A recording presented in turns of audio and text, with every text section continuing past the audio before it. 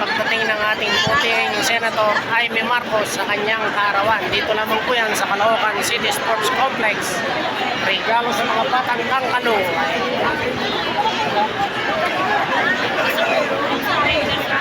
Alex Lakay. Talaga naman.